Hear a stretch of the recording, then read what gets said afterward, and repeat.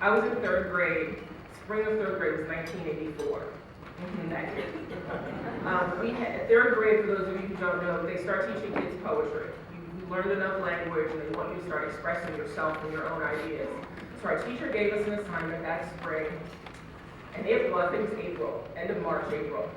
And the assignment was go home and listen to the words your parents use. And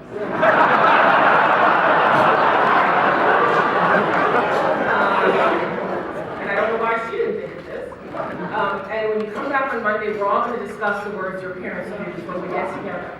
Now, at the time, I had 2 teenage brothers, so you can imagine the language my mother was using. And you know the language my father was using, and I panicked all weekend. Literally all weekend. I did not know what I was going to say. I didn't know if I should make something up. So we get there, and it's, circle time, and everybody's going around, and she gets to me, and I sort of get this look on my face. And, Tiffany, did you do your assignment? Mm-hmm. So what is some of the language your parents use at home? I can't tell you. I'm not allowed to say. At a certain point, she caught on, a note went home. So I think I came back, and I forget what I said. I think at the time my dad used to say a lot, you see what I'm saying? It was always important to him that he would make a point and then double check, and there was a teacher in him. Because I can sit up here and speak to you all night long, and I know that I can leave 2 seconds later, and what my students tell me back is not quite the same thing I thought I was delivering. So I sort of switched it up and switched it so you see what I'm saying, but that's not what he used to say all the time. And I remember thinking that I was in this sort of weird position at the time where everybody else heard and saw one thing, and I always heard and saw one thing. I didn't realize that swear words were bad until I was much older. Rather started getting in trouble for saying them at school, that type of thing.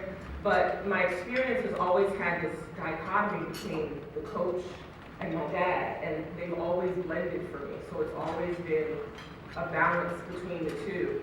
In 8th grade, I made a very conscious decision not to play basketball because my father and my brothers came to one of my basketball games. And they laughed at me, and they talked, not in a derogatory way, but, it was laughable. I could shoot, but that was about it. So, and then after the game, it went right into like, this is what you need to do. We're going to go work out. We're going to do this. I never walked out of that work again.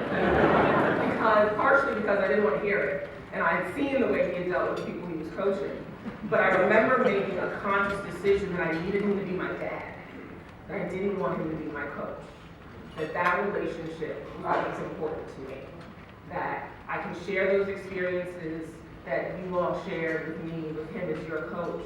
But what was really crucial to me was laying on his chest at night when he came home and was trying to decompress. After games, after wins, after losses, when he was starting again.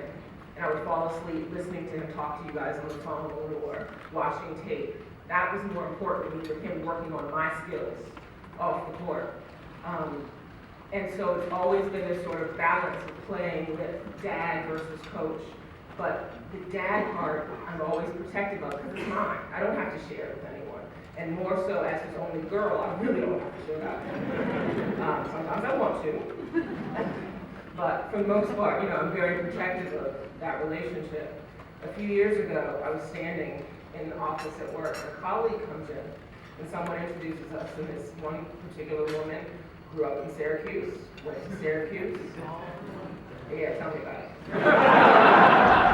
So someone introduces and goes, oh my goodness, did you know that Tiffany's dad is John Thompson? And she looked at me and she goes, oh my goodness, John Thompson has a daughter? And normally people don't always know about me. Ronnie's in the public, John's in the public. Like I said, I take the back seat.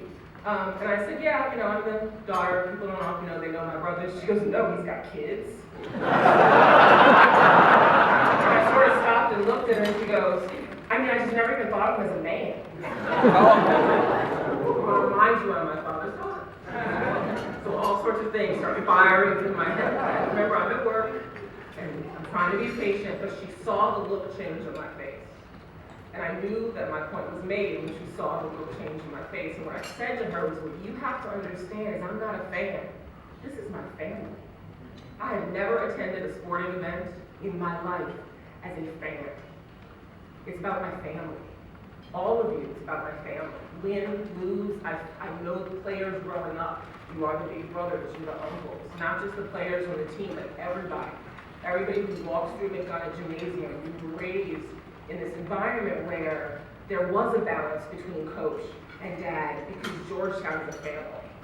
So it was an easy place for that balance to happen. It was an easy place to grow up and understand that families build communities, and communities build leaders in this world. And for me, that's what the Collegiate Center represents for me.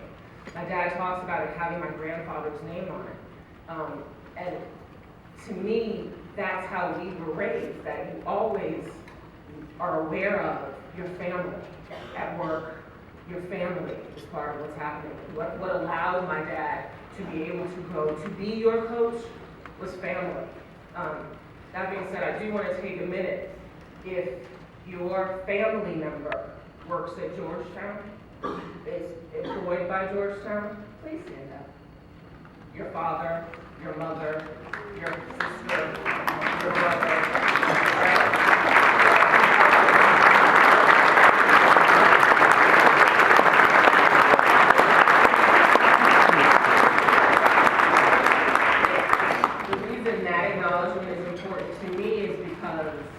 We all make it happen, right? As I said earlier, it's not just about the players on the court. It's about people taking the tickets at the gate. It's about the people who are helping you to park your car, the people who sweep the gym floor. But it's also about the families that stay home and raise your kids when you're on the road.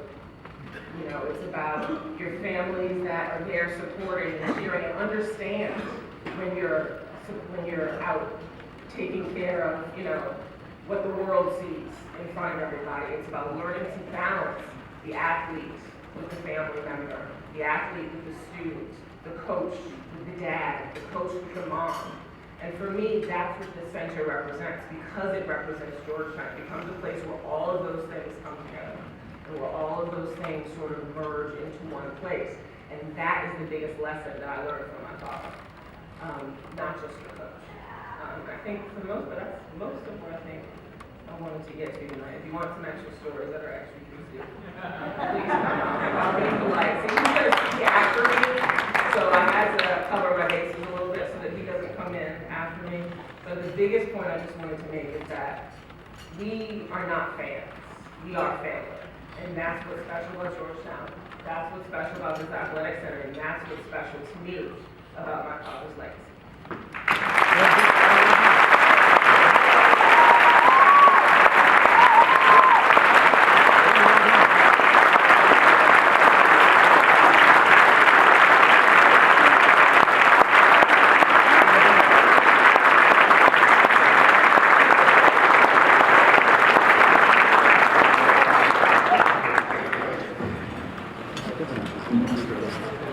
Ladies and gentlemen, please welcome Ronnie Thompson.